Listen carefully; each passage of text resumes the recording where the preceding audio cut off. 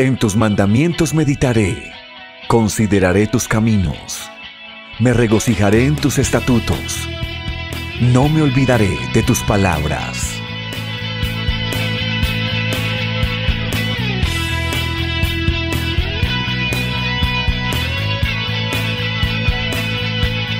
Visítanos en febiblica.blogspot.com.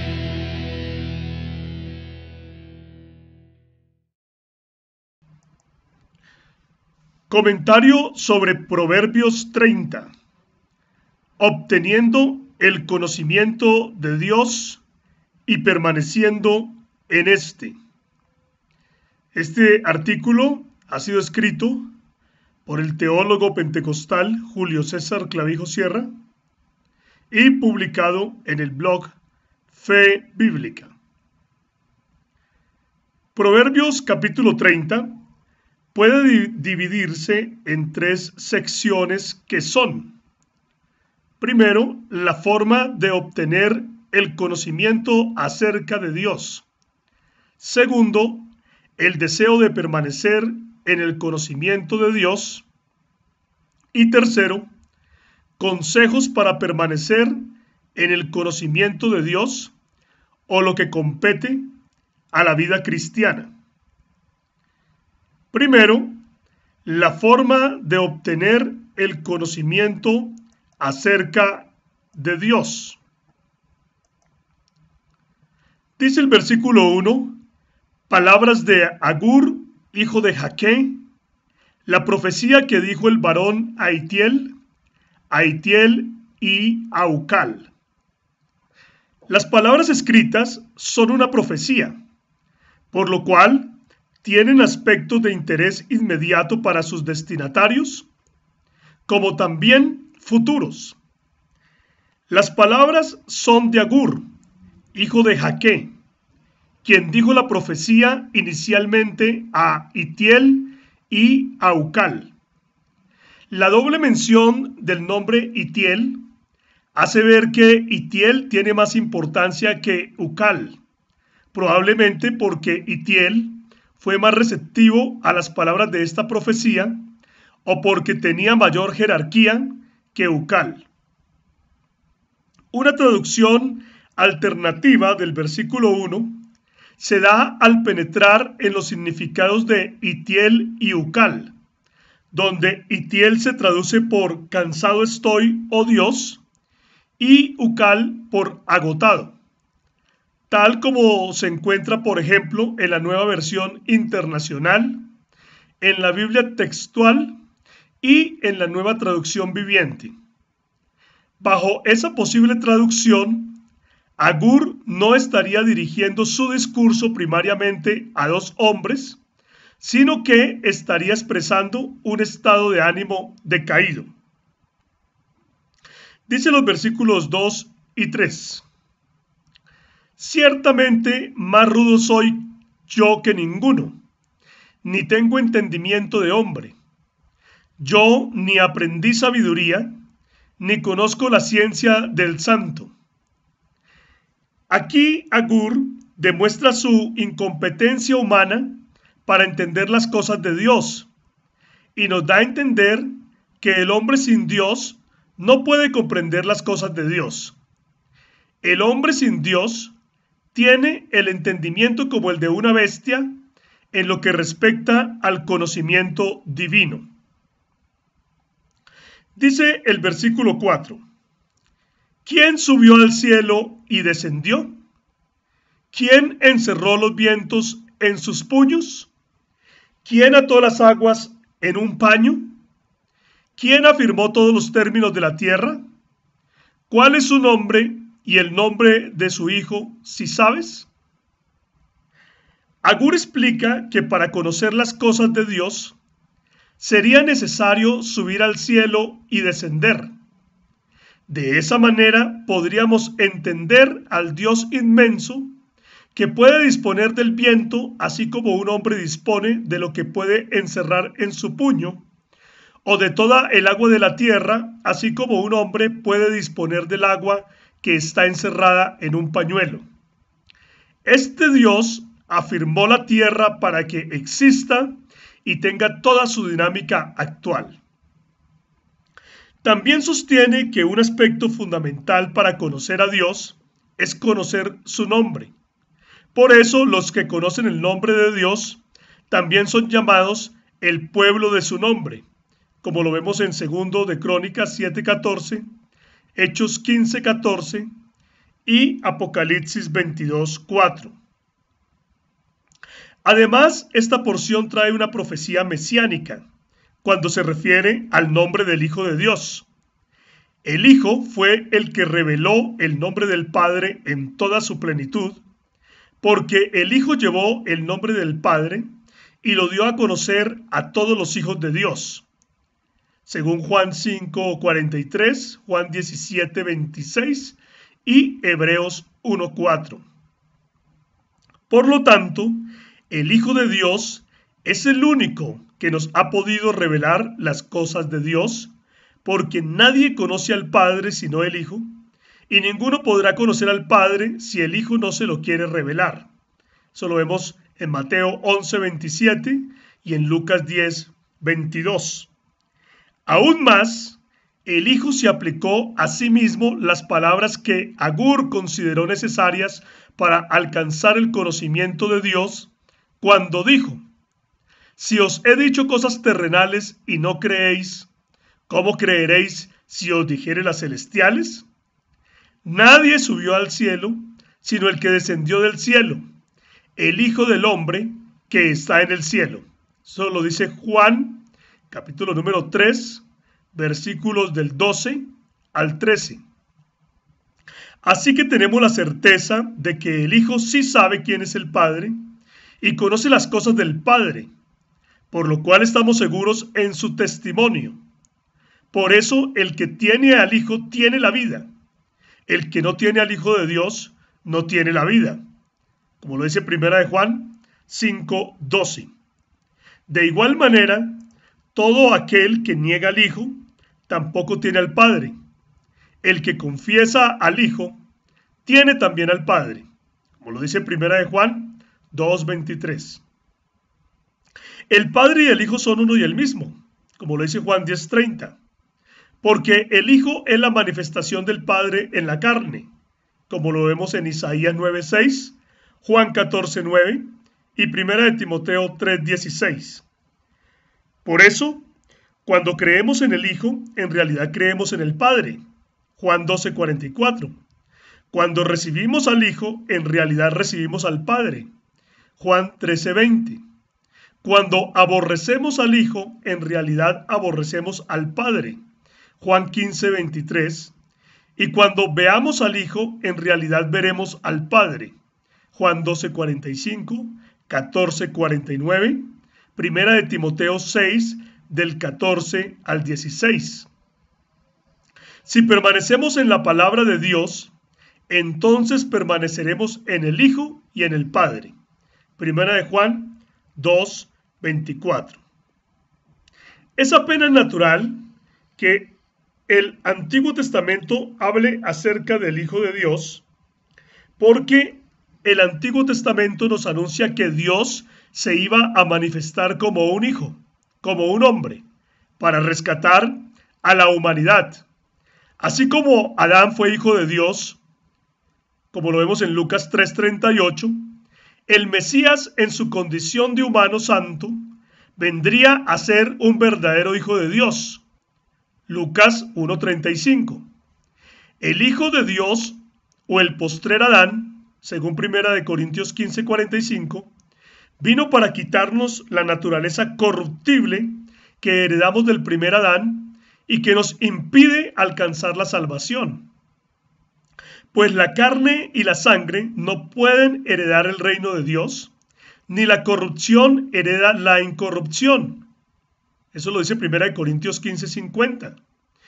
Cuando la Biblia se refiere a Jesús como el Hijo de Dios, se está refiriendo a la humanidad de Jesús que nació de mujer y no a una segunda persona inventada por la teología trinitaria que, según esa enseñanza, habitaba desde la eternidad al lado de Dios como Dios. Al entender que el único Dios fue manifestado en carne, entendemos entonces el misterio de Dios el Padre y de Cristo, en quien están escondidos todos los tesoros de la sabiduría y del conocimiento. Colosenses 2, del 2 al 3. Dicen los versículos 5 y 6. Toda palabra de Dios es limpia. Él es escudo a los que en él esperan. No añadas a sus palabras para que no te reprenda y seas hallado mentiroso. Para conocer las cosas de Dios, es necesario confiar en la Santa Escritura como nuestra lámpara y luz, tal como lo vemos en el Salmo 119, 105.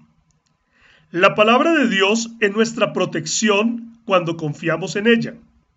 Debido a que la palabra de Dios es limpia, no debemos contaminarnos con ideas contrarias a ella. Para un cristiano verdadero, la única autoridad doctrinal que debemos tener es la Biblia. Así que añadiduras no valen. La palabra del Señor es clara y afirma qué le pasará a cualquiera que añadiere o quitare al mensaje de la palabra de Dios. La Biblia dice: yo testifico a todo aquel que oye las palabras de la profecía de este libro. Si alguno añadiere a estas cosas, Dios traerá sobre él las plagas que están escritas en este libro. Y si alguno quitare de las palabras del libro de esta profecía, Dios quitará su parte del libro de la vida y de la santa ciudad y de las cosas que están escritas en este libro. Ver Apocalipsis 22 del 18 al 19. El que añade a las palabras de Dios para con eso pretender enseñar doctrinas ajenas a las sagradas escrituras, no está esperando sino la reprensión del Señor. La falta que acarrea el añadir a la escritura para enseñar doctrinas ajenas a ella es un pecado muy grande. Es un pecado que conduce a que el ser humano pueda perder el privilegio de estar un día con el Señor. Y no es pecador solamente el que añadió una herejía a la escritura, sino el que sabiendo que es herejía, la repite y la enseña a los demás. Ellos mismos son ciegos que guían a otros ciegos, y si un ciego guía a otro ciego, ambos caerán en el mismo hoyo. Ver Mateo 15, 14.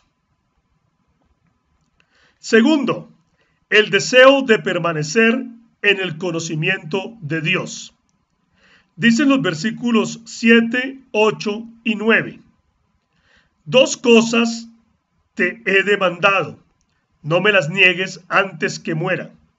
Vanidad y palabra mentirosa aparta de mí.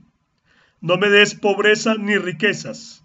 Manténme del pan necesario, no sea que me sacie y te niegue, y diga quién es Jehová, o que siendo pobre hurte y blasfeme el nombre de mi Dios. Para un hombre que tiene el conocimiento de Dios, lo principal debe ser permanecer en ese conocimiento y comunión con Dios. Por eso Agur le implora a Dios que lo aparte de las cosas que puedan destruir su relación con el Altísimo. Lo primero que Agur le pide a Dios es que lo aleje de las cosas vanas de esta vida. El hombre se esfuerza continuamente por obtener las cosas terrenales, sin darse cuenta que éstas son efímeras, pero el conocimiento de Dios permanecerá para siempre. Jesús dijo: el cielo y la tierra pasarán, pero mis palabras no pasarán. Mateo 24:35, Marcos 13:31, Lucas 21:33. Asimismo, después de que Salomón reflexionó en el libro de Eclesiastés acerca de la vanidad de la vida, concluyó diciendo: el fin de todo el discurso oído es este: teme a Dios y guarda sus mandamientos, porque esto es el todo del hombre. Eclesiastés 12:13. Lo segundo por lo que clama es para que Dios lo guarde de caer en la mentira.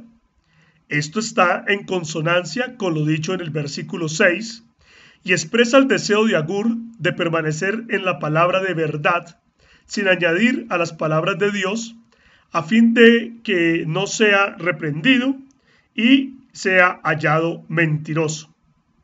Lo tercero por lo que clama es por una vida de moderación, donde pueda obtener lo necesario para vivir dignamente, sin necesidad de desbordarse en lujos o naufragar en la miseria. Esto porque él ha visto que muchos que cuentan con riquezas materiales confían tanto en aquellas que ya no confían ni en Dios.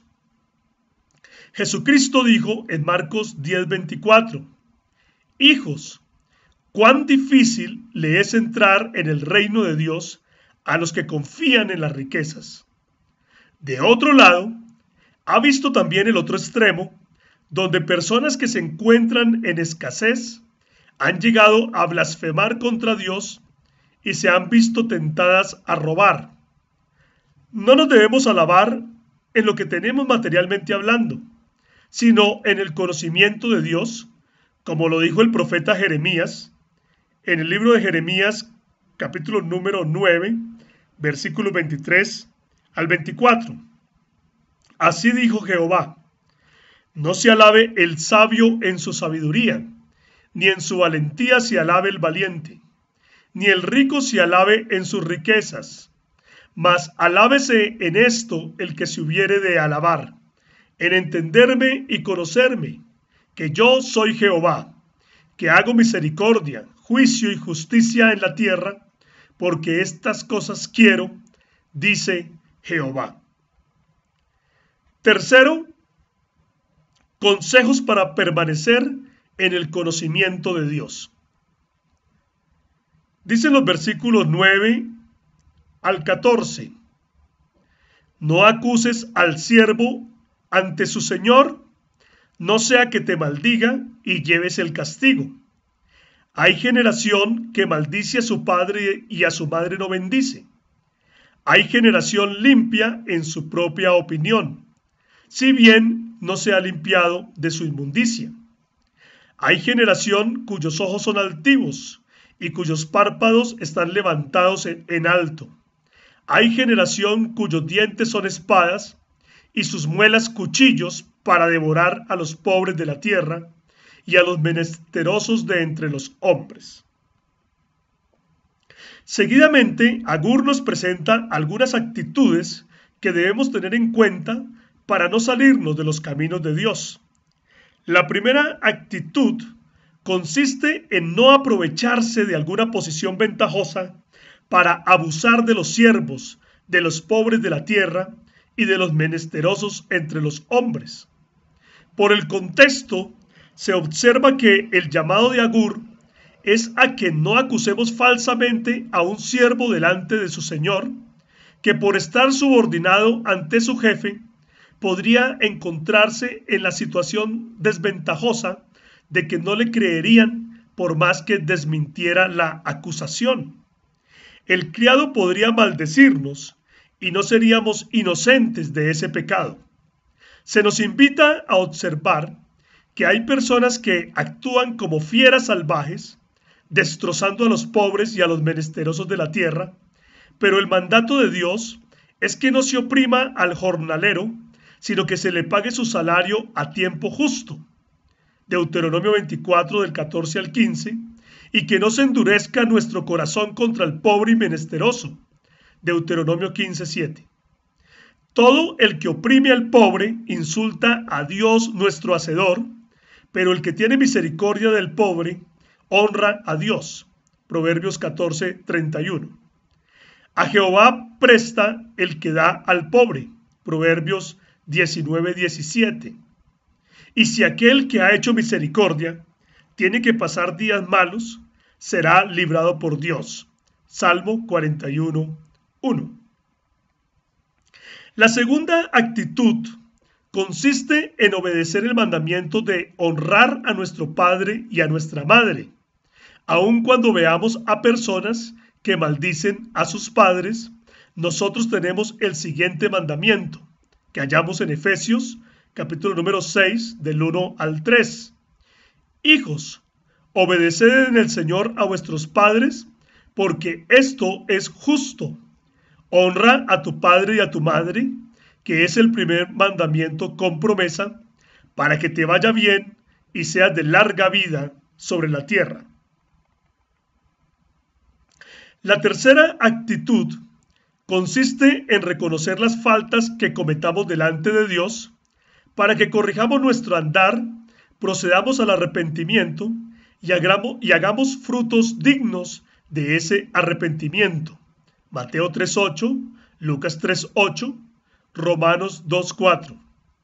Esto, aun a pesar de que veamos a personas que, estando contaminadas por la inmundicia del pecado, tienen tan cauterizadas sus conciencias que no tienen sensibilidad ante la palabra de Dios y se sienten limpios en su propia opinión, aun a pesar de que están perdidos en delitos y en pecados. Efesios 2:1. Proverbios 14:12 y 16:25 también dicen: hay camino que al hombre le parece derecho, pero su fin es camino de muerte. La cuarta actitud consiste en aborrecer la presunción, la petulancia y la ostentación, aun a pesar de que veamos a personas que tienen ojos altivos. Antes bien, el cristiano se debe caracterizar por la humildad.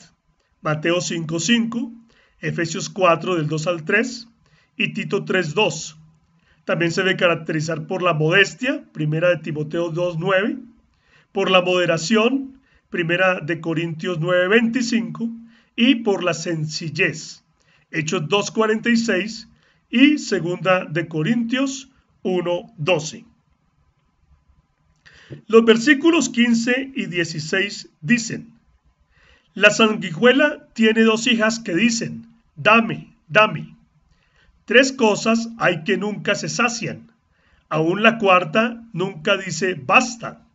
El Seol, la matriz estéril, la tierra que no se sacia de aguas, y el fuego que jamás dice basta. La quinta actitud consiste en inclinar nuestro corazón a los testimonios de Dios y no a la avaricia. Salmo 119:36. Pues como dijo el Señor Jesús en Lucas capítulo número 12, versículo 15, mirad y guardaos de toda avaricia, porque la vida del hombre no consiste en la abundancia de los bienes que posee. Y el apóstol Pablo escribió: pero fornicación y toda inmundicia o avaricia, ni aun se nombre entre vosotros como conviene a santos. Efesios capítulo 5, versículo 3. Agur compara la insaciable sed de sangre de la sanguijuela con el proceder de aquellos que andan en pos de la avaricia y nunca se sacian con nada. Las dos hijas de la sanguijuela son una referencia a sus dos bocas, en realidad una boca a cada extremo de su cuerpo. Cada boca es una ventosa poderosa que se adjunta a su presa. Los peces y los reptiles son su presa habitual, pero los humanos pueden serlo también.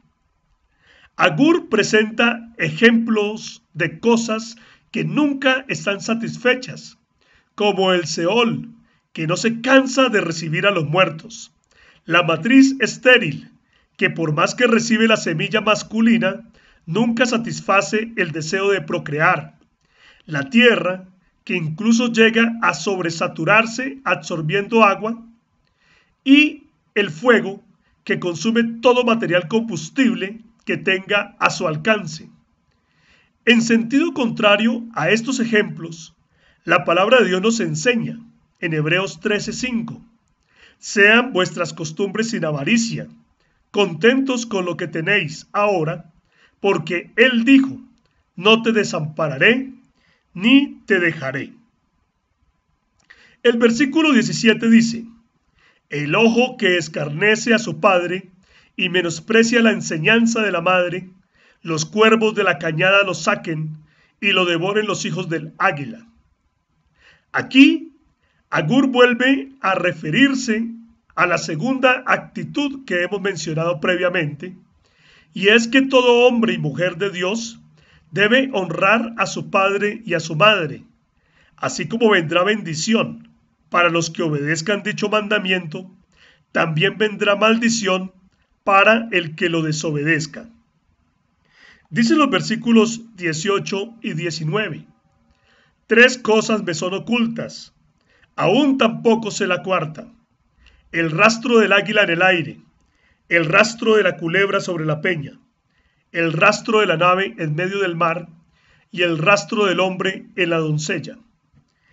La sexta actitud consiste en reconocer con humildad que el conocimiento humano es limitado, ya que hay caminos que son misteriosos para nosotros y no podemos seguirles el rastro porque no dejan evidencias visibles completas de su accionar.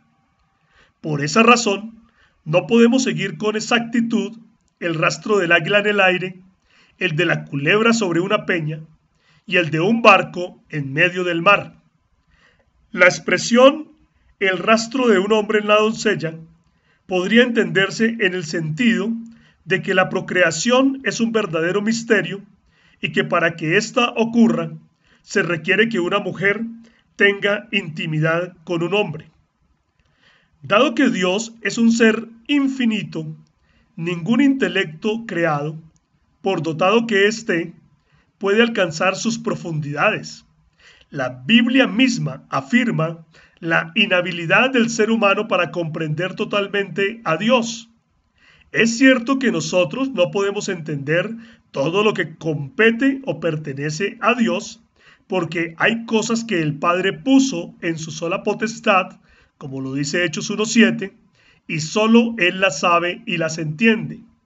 Sin embargo, Dios dejó al hombre su santa palabra, por medio de la cual podemos conocer lo que Él ha querido revelarnos para nuestra salvación. Así, hay cosas que Dios no nos ha revelado y por lo tanto pertenecen solo a Él, pero las cosas reveladas son para nosotros, como lo vemos en Deuteronomio 32:32. Ahora conocemos en parte y en parte profetizamos, dice Primera de Corintios capítulo número 13, versículo número 9. El versículo 20 dice: el proceder de la mujer adúltera es así: come y limpia su boca y dice, no he hecho maldad. Aquí Agur se vuelve a referir a la tercera actitud mencionada anteriormente, y es que el creyente debe saber que su limpieza espiritual depende de obedecer a los mandamientos de Dios y de venir delante de Él con un corazón arrepentido. La gente que no tiene a Dios intenta justificarse en su propia opinión, a pesar de que siguen contaminados con la inmundicia del pecado, que solo puede ser quitada por obedecer el Evangelio. Se presenta el ejemplo de una mujer adúltera que justifica su infidelidad conyugal diciendo que no ha hecho maldad a fin de perseverar en su pecado y de no venir ante Dios con un corazón arrepentido. Dicen los versículos 21 al 23. Por tres cosas se alborota la tierra, y la cuarta ella no puede sufrir: por el siervo cuando reina, por el necio cuando se sacia de pan, por la mujer odiada cuando se casa, y por la sierva cuando hereda a su señora. La séptima actitud consiste en prepararnos para asumir grandes retos, conservando siempre la humildad, entendiendo que somos nada sin Dios y que siempre debemos depender de su ayuda. El apóstol Pedro escribió: Dios resiste a los soberbios y da gracia a los humildes. Humillaos pues bajo la poderosa mano de Dios, para que Él os exalte cuando fuere tiempo. Dice Primera de Pedro, capítulo número 5, versículos 5 al 6. Todos aquellos que viniendo desde abajo han llegado a alcanzar altos puestos, deben estar muy atentos en contra de la altivez y del orgullo, Hay muchas almas indolentes y resentidas que, alcanzando bienes y riquezas, se afianzan más en su necedad y son llevados a la desgracia. Muchos despilfarran rápidamente lo que han obtenido. Otros se deleitan en humillar a los demás y otros reniegan de Dios. Por eso debemos capacitarnos, ser pacientes y esperar en Dios para obtener sus bendiciones a su debido momento y recibirlas siempre con un corazón agradecido. Segunda de Corintios, capítulo número 3, versículo 5 dice: no que seamos competentes por nosotros mismos para pensar algo como de nosotros mismos, sino que nuestra competencia proviene de Dios. Los versículos 24 al 28 dicen: 4 cosas son de las más pequeñas de la tierra, y las mismas son más sabias que los sabios. Las hormigas, pueblo no fuerte, y en el verano preparan su comida.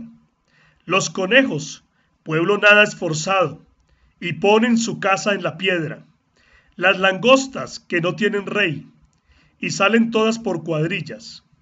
La araña que atrapas con la mano, y está en palacios de rey. La octava actitud consiste en buscar la sabiduría en las cosas hechas por Dios.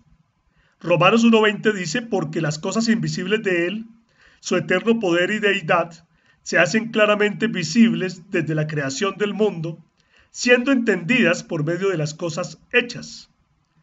Desde lo más grande hasta lo más pequeño, hay mucha sabiduría en la creación. Así que Agur nos dice que hay 4 cosas que son de las más pequeñas de la tierra, y aún así estas son más sabias que los sabios, ya que nunca se apartan de las destrezas que Dios les ha dado. La hormiga nos habla de la provisión para afrontar con confianza los tiempos difíciles. Pero esta provisión requiere de organización, rectitud, laboriosidad y diligencia. En el mismo sentido, Proverbios capítulo número 6, del 6 al 11 dice: ve a la hormiga, oh perezoso, mira sus caminos y sé sabio, la cual no teniendo capitán, ni gobernador, ni señor, prepara en el verano su comida y recoge en el tiempo de la siega su mantenimiento. Perezoso, ¿hasta cuándo has de dormir? ¿Cuándo te levantarás de tu sueño? Un poco de sueño, un poco de dormitar y cruzar por un poco las manos para reposo, así vendrá tu necesidad como caminante y tu pobreza como hombre armado. En el sentido espiritual, el creyente debe trabajar abnegadamente por su vida espiritual para que no le vaya a faltar el Espíritu Santo y pueda estar preparado para su encuentro con el Señor Jesús. Ver Mateo 25 del 1 al 13. También Romanos 12:11 dice: en lo que requiere diligencia, no perezosos, fervientes en espíritu, sirviendo al Señor. El conejo, aunque algunas versiones se refieren al tejón o al damán, nos habla de que nuestra vida debe tener cimientos firmes. El conejo no tiene mucha fuerza, pero algunas clases de conejos poseen una gran habilidad para construir sus nidos en las hendiduras de las rocas. El hombre sabio es aquel que afirma su vida sobre la roca espiritual que es Cristo. 1 Corintios 10:4. El Señor Jesús dijo en Mateo 7 del 24 al 27: cualquiera pues que me oye estas palabras y las hace, le compararé a un hombre prudente que edificó su casa sobre la roca. Descendió lluvia, y vinieron ríos, y soplaron vientos, y golpearon contra aquella casa, y no cayó, porque estaba fundada sobre la roca. Pero cualquiera que me oye estas palabras y no las hace, le compararé a un hombre insensato que edificó su casa sobre la arena, y descendió lluvia, y vinieron ríos, y soplaron vientos, y dieron con ímpetu contra aquella casa, y cayó, y fue grande su ruina. La langosta nos habla de la solidaridad y del trabajo en equipo, de asociarnos con individuos que hagan que nuestro esfuerzo sea multiplicado en lugar de arruinar lo que deseamos lograr. Las langostas no tienen un mando fijo, pero el orden en su actuar las hace moverse en cuadrillas como un ejército, logrando devorar en poco tiempo la verde naturaleza. La Biblia nos enseña que las compañías y las personas con las que nos asociamos son bien determinantes para nuestra vida. Proverbios capítulo número 22 del 24 al 25 dice: no te entremetas con el iracundo, ni te acompañes con el hombre de enojos, no sea que aprendas sus maneras y tomes lazo para tu alma. Proverbios 22 del 24 al 25. El apóstol Pablo también escribió en 1 Corintios 15:33: no erréis, las malas conversaciones corrompen las buenas costumbres.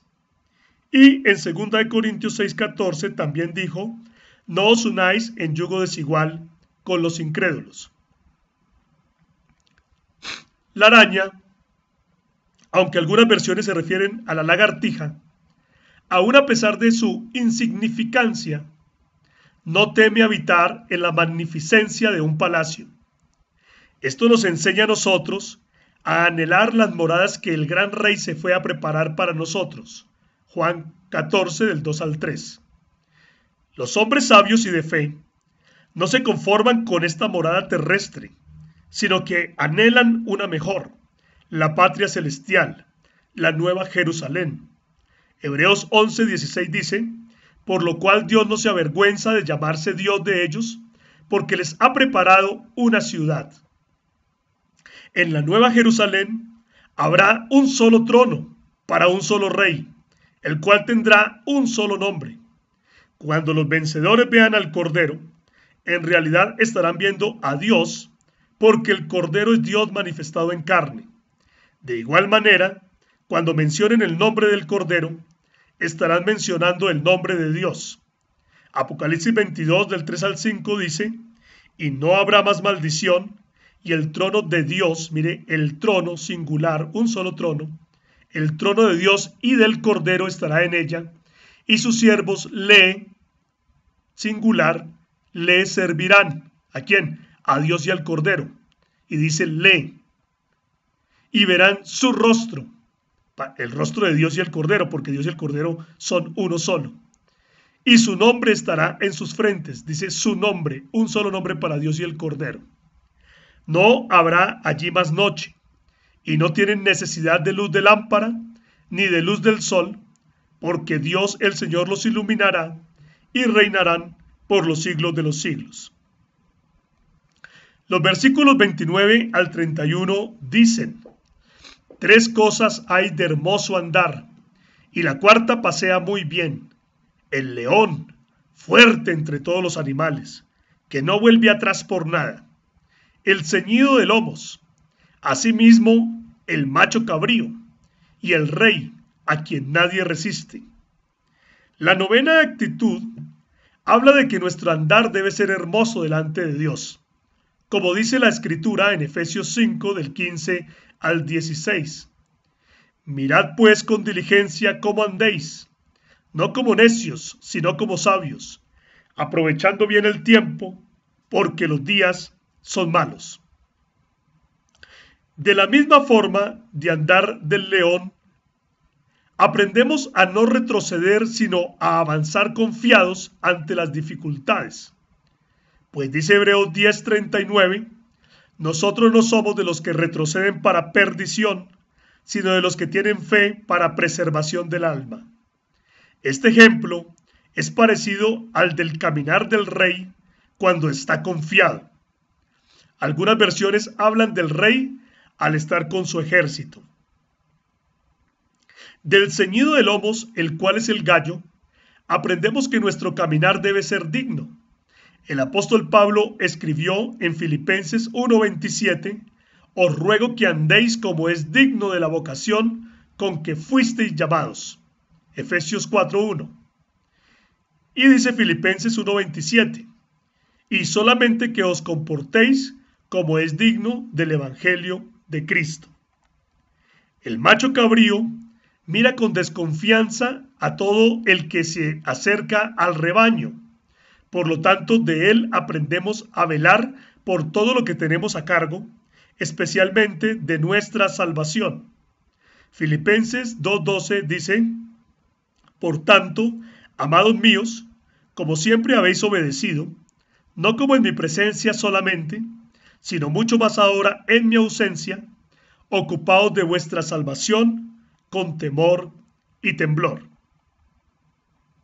Los versículos 31 al 32 dicen: Si neciamente has procurado enaltecerte, o si has pensado hacer mal, pon el dedo sobre tu boca. Ciertamente el que bate la leche sacará mantequilla, y el que recio se suena las narices sacará sangre, y el que provoca la ira causará contienda. La 10ª actitud habla de ejercitar la templanza, que es el dominio propio.